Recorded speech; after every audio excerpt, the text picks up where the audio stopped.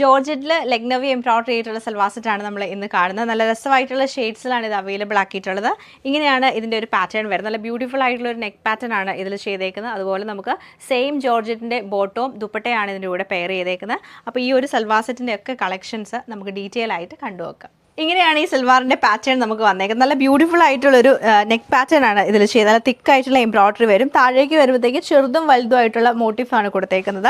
നമ്മൾ നോർമലി കാണുന്ന പോലെ തന്നെ ബാക്ക് സൈഡിൽ ചെറിയ ഒരു വീവിങ് അല്ല എംബ്രോയിഡറി വന്നിട്ട് രണ്ട് സൈഡിലും നമുക്ക് ആ സ്ലീവിനുള്ള പോർഷനും കൂടെ വരുന്നുണ്ട്.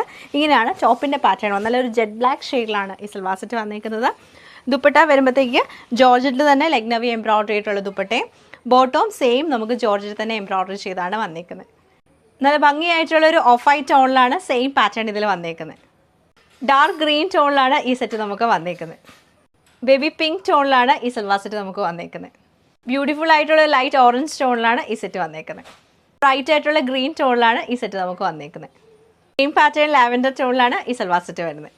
രസമായിട്ടുള്ള ലൈറ്റ് ഗ്രേ ടോണിലാണ് ഇത് നമുക്ക് വന്നേക്കുന്നത്. നമുക്ക് ലൈറ്റ് പീച്ച് ഷെയ്ഡിലാണ് വരുന്നത്.